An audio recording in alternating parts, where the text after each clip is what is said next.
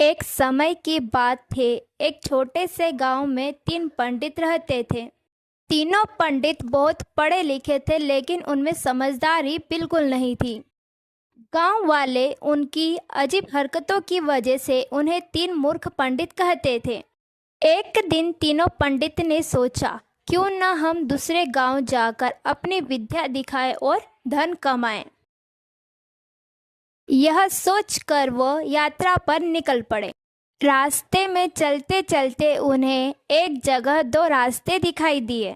उन्हें समझ नहीं आया कि कौन सा रास्ता सही है। पहले पंडित ने अपनी मोटी किताब निकाली और वह पढ़ने लगा। थोड़ी देर बाद उसने कहा कि किताब में लिखा है कि जहाँ लोग जाते दिखाई दे वही रास्ता सही है। इतने में उन्होंने देखा कि कुछ लोग एक रास्ते से जा रहे हैं।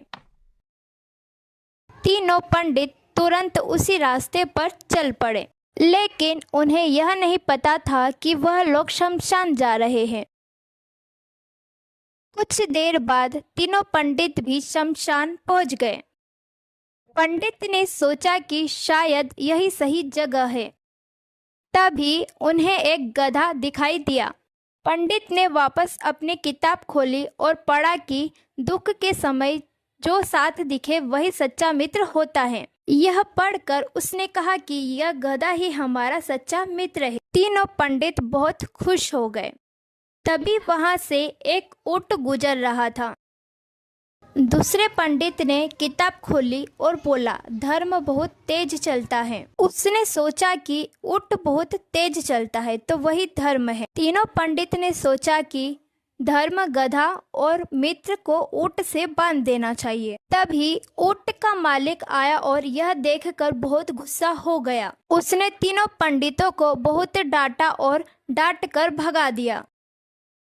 चलते चलते वह एक नदी के पास पहुँचे। उन्हें वह नदी पार करनी थी।